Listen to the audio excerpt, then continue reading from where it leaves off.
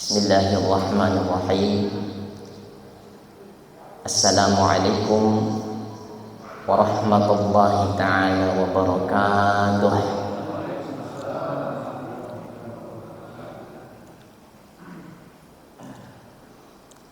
Alhamdulillahi rabbil alamin, alladzi anzala as-sakinata fi qulubil mu'minin liyazdadu imanan ma'a imanihim. Assalatu wassalamu ala asyrafil anbiya'i wal mursalin wa ala alihi wa ashabihi ajma'in wa man tabi'ahum bi ihsan ila yaumiddin. Qalu subhanaka la ilma lana illa ma 'allamtana innaka antal alimul hakim. Faqad qala Allah ta'ala fi kitabihil karim wa huwa asdaqul qailin. A'udzu billahi minasy syaithanir rajim. Bismillahirrahmanirrahim. Iqra bismi rabbikal ladzi khalaq. Khalaqal insana min 'alaq. Shadaqallahul azim wa shadaqa rasulul karim. Hadirin sidang jamaah maghrib yang sama-sama dimuliakan oleh Allah, alhamdulillah, satu kebahagiaan dan kesyukuran yang sangat besar oleh karena pada malam hari ini Allah pilih kita sebagai hamba yang taat kepada Allah Subhanahu wa ta'ala.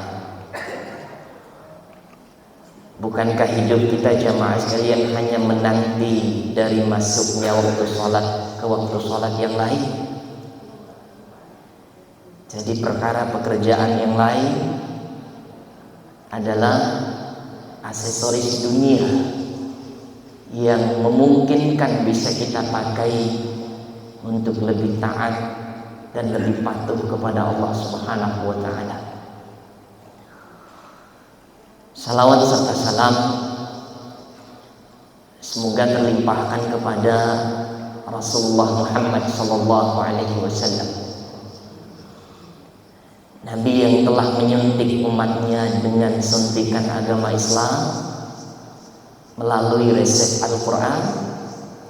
Maka siapapun yang berpegang teguh terhadap Al-Quran, siapapun yang berpegang teguh terhadap sunnah Nabi, maka insya Allah kelak nanti Nabi akan menunggu untuk diberikan syafaat oleh Rasulullah Muhammad sallallahu alaihi wasallam.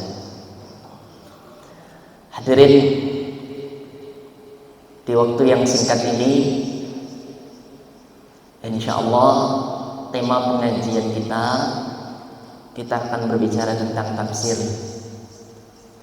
Tetapi tafsir yang akan kita bahas pada malam hari ini adalah tafsir Ummul Quran surah Al-Fatihah. Bagi yang mau buka Al-Quran silahkan Pak Bu. Insyaallah kita bahas bersama-sama, dan insyaallah kita akan membahas dengan pendekatan tafsir Al-Misbah, ini tafsir yang mudah-mudah. Kenapa ini penting? Sebab minimal 17 kali kita baca surah Al-Fatihah dalam satu hari satu malam. Artinya bahwa 17 kali kita baca minimal. Kalau ditambah dengan sholat-sholat yang lain, maka memungkinkan insya Allah lebih dari itu. Itulah sebabnya kita baca beberapa hadis Nabi. Beliau bersabda, la salata liman lam yaqra bi fatihatil kitab. Tidak sah sholatnya bagi orang-orang yang sholat liman lam yaqra bi fatihatil kitab, dan tidak membaca surah Al-Fatihah.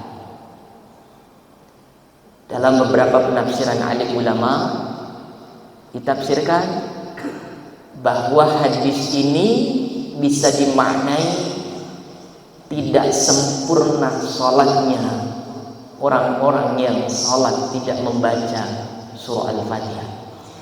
Ini kita temui dalam salah satu hadis Nabi Muhammad SAW. Man shalla salatan lam yaqra fiha bi ummil Quran.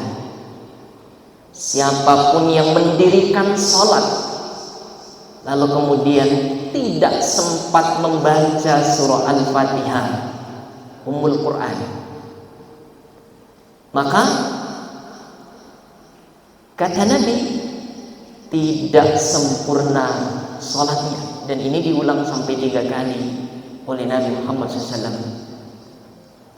Maka hadirin, inilah pentingnya, betapa pentingnya kita memahami apa sih sebenarnya yang terkandung dalam tafsir surah Al-Fatihah. Hadirin, tentu kalau kita baca dalam tafsir Al-Misbah, volume pertama dari tafsir Al-Misbah hanya terdiri dari 2 surah Pak. 2 surah. Pertama surah Al-Fatihah, yang kedua surah Al-Baqarah. Separuh dari volume 1 itu adalah surah Al-Fatihah.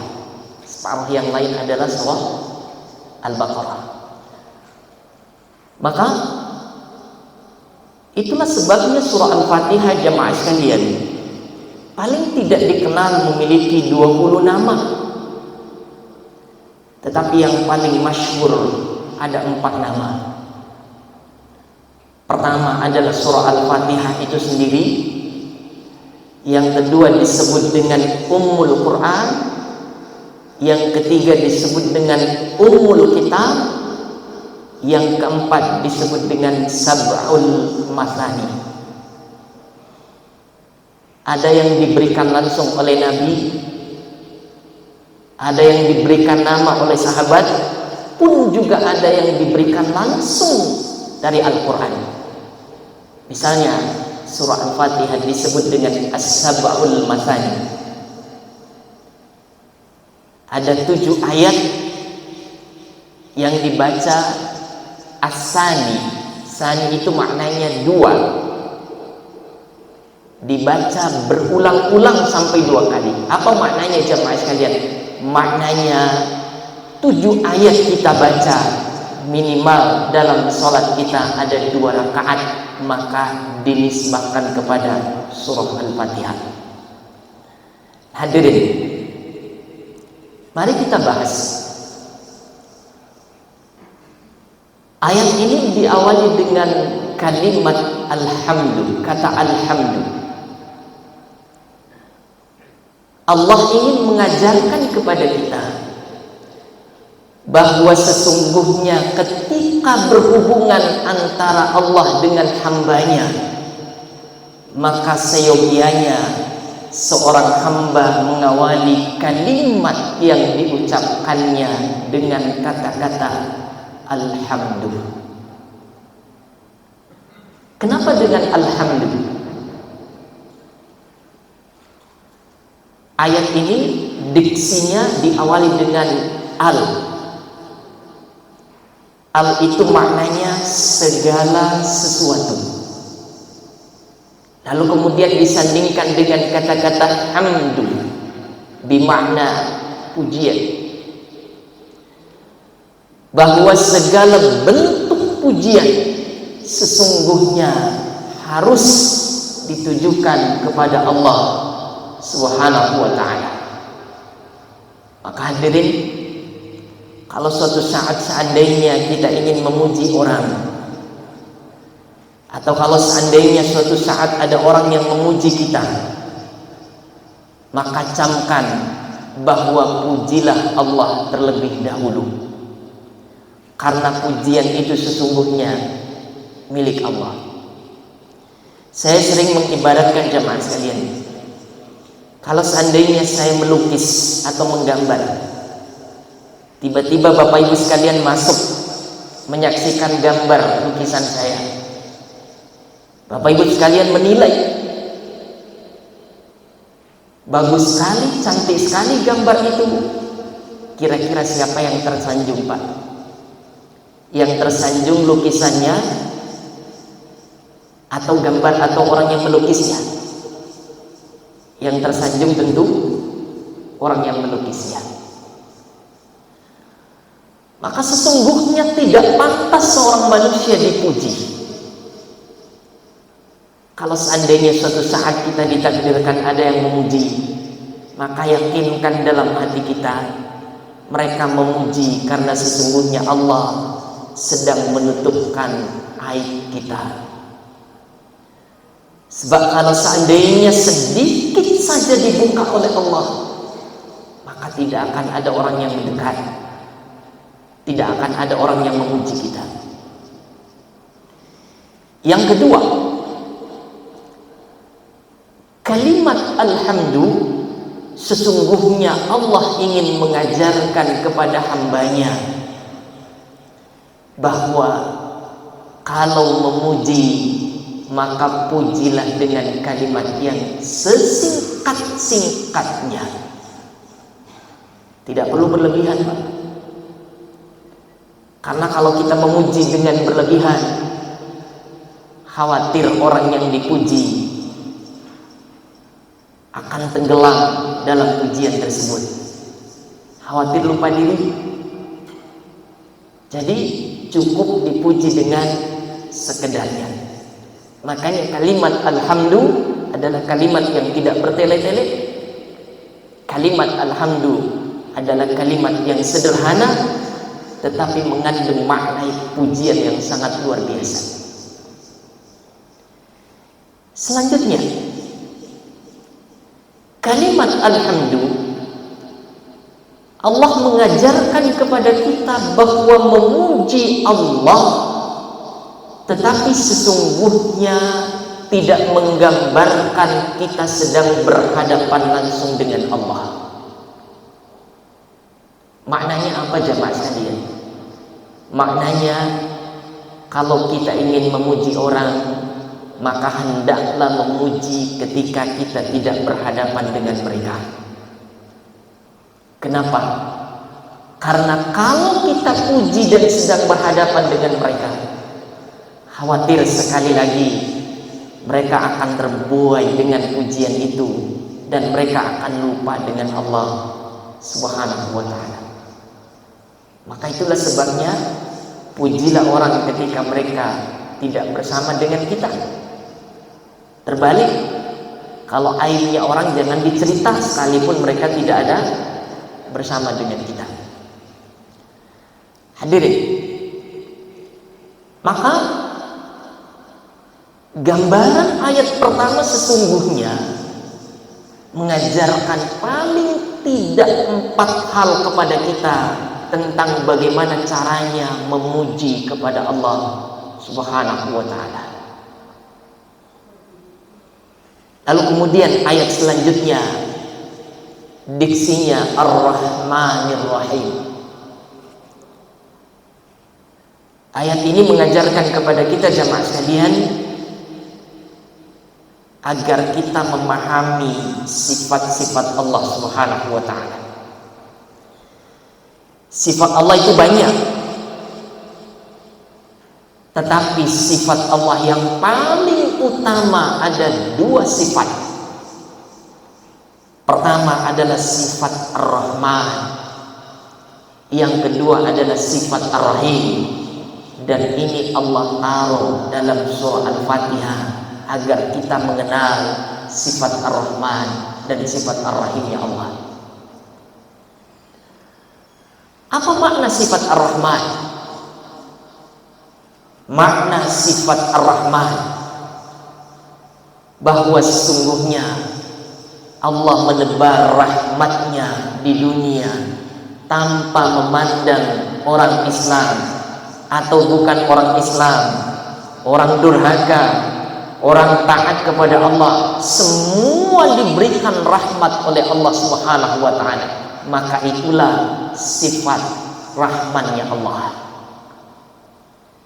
Tentu kita bertanya, kenapa Allah melakukan itu?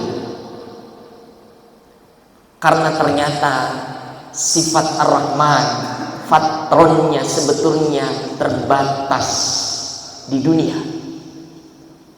Jadi mungkin ada orang yang dirahmati oleh Allah di dunia, tetapi belum tentu mereka mendapatkan rahmatnya Allah kelak nanti di akhirat. Karena mungkin mereka sedang menikmati sifat rahmannya Allah di dunia. Karena dia terbatas, maka rahman itu tidak lagi berlaku kelak nanti di akhirat. Berbeda dengan sifat Ar-Rahim. Sifat Ar-Rahim adalah sifat rahman, sifat pemberi rahmatnya Allah, tidak terbatas dengan waktu. Tetapi sifat rahim ini adalah kekal, abadi, selamanya. Itulah sebabnya tidak boleh dibalik, hadirin. Kita tidak boleh membaca Alhamdulillahirabbil alamin Ar-Rahimur Rahman. Kenapa tidak boleh dibalik? Karena sesungguhnya dunia berlaku hari ini, tetapi belum tentu kelak nanti akan berlaku di akhirat. Artinya sifat rahmannya Allah hanya Allah taruh di dunia. Itulah sebabnya Allah tidak membedakan yang durhaka, tidak durhaka, yang taat, yang tidak taat. Pokoknya dapat rahmat dari Allah. Maka tidak boleh cemburu jamaah sekalian. Kalau seandainya kita mendapatkan orang kelihatannya jarang sholat, jarang berzikir, jangankan membaca Al-Quran, memegang saja Al-Quran jarang kelihatan, tetapi kok kelihatannya dunianya begitu banyak. Tidak perlu khawatir jamaah sekalian, karena sesungguhnya Allah sedang menebar rahmannya di dunia. Dan sifatnya terbatas. Karena dia terbatas, maka sesungguhnya Allah Subhanahu wa ta'ala memberikan kepada siapapun yang diinginkan oleh Allah. Tapi berbeda dengan Ar-Rahim. Ar-Rahim adalah rahmat yang ditebarkan oleh Allah kelak nanti di akhirat. Tetapi dia terbatas, diperuntukkan hanya kepada orang-orang yang dicintai, yang dekat dengan Allah Subhanahu wa ta'ala. Maka pilihannya, apakah kita mengejar sifat rahimnya Allah, ataukah kita hanya terbatas mengejar sifat rahmannya Allah Subhanahu wa ta'ala. Tentu yang kita mimpikan jemaah sekalian adalah kita ingin mendapatkan sifat rahimnya Allah kelak nanti di akhirat. Hadirin, diksi kalimat selanjutnya Allah katakan Maliki Yaumiddin. Malik itu sifatnya Allah, bermakna Allah maha menguasai.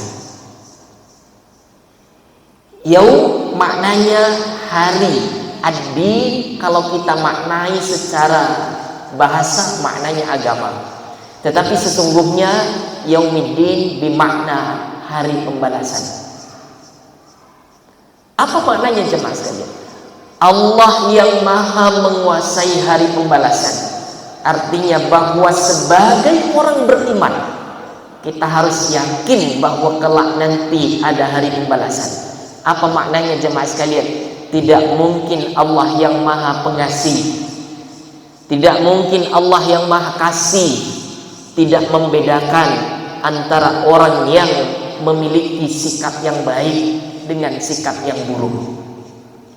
Tentu orang yang memiliki sikap yang baik di dunia maka akan diganjar dengan pahala kelak nanti di akhirat. Begitu juga dengan orang yang memiliki sikap yang buruk di dunia, maka akan diberikan hukuman oleh Allah Subhanahu wa taala. Itulah makna maliki yaumiddin. Yang kedua, kalau kita berpikir, apakah Allah tidak menguasai dunia? Kenapa Allah tidak mengatakan Allah menguasai dunia dan menguasai hari pembalasan? Ternyata jamaah sekalian, Allah tidak menggunakan diksi kalimat seperti itu karena Allah ingin mengajarkan kepada kita bahwa di dunia masih banyak orang yang menganggap dirinya sebagai Tuhan. Di dunia masih banyak orang yang menganggap dirinya berkuasa. Di dunia mungkin masih banyak orang yang terbuai dengan harta, masih banyak orang yang terbuai dengan pangkat. Tetapi Allah katakan maliki yaumiddin, kelak nanti di hari pembalasan tidak ada lagi yang maha berkuasa selain Allah yang maha menguasai segala sesuatu. Maka maliki yaumiddin, Allah ingin mengingatkan kepada kita, betapapun kita berkuasanya di dunia, tapi ingat bahwa kelak nanti di akhirat seluruhnya akan dimintai pertanggungjawaban oleh Allah, karena Allah yang maha penguasa mutlak. Maka hadirin, kita pun tidak boleh terbuai bahwa setiap saat kita harus menghisab diri. Karena sesungguhnya orang yang selalu merasa dihisab, diawasi oleh Allah, maka yakinkan bahwa mereka akan melakukan ibadah sebaik mungkin. Tetapi berbeda orang yang tidak pernah merasa diawasi oleh Allah. Barangkali melaksanakan sholat, tetapi sholatnya tidak dilaksanakan dengan sebaik mungkin. Kenapa jamaah sekalian? Karena tidak merasa diawasi oleh Allah Subhanahu wa taala. Maka Allah katakan maliki yaumiddin. Di ayat selanjutnya jamaah sekalian yang menarik adalah iyyaka na'budu wa iyyaka nasta'in. Ayat ini diawali dengan kata-kata iyyaka. Iyyaka maknanya hanya kepadamu. Jadi Allah tidak mengatakan na'budu, kami menyembahmu. Sebab kalau Allah mengatakan na'budu, kami menyembahmu, itu berarti bahwa masih memungkinkan ada sesembahan selain Allah.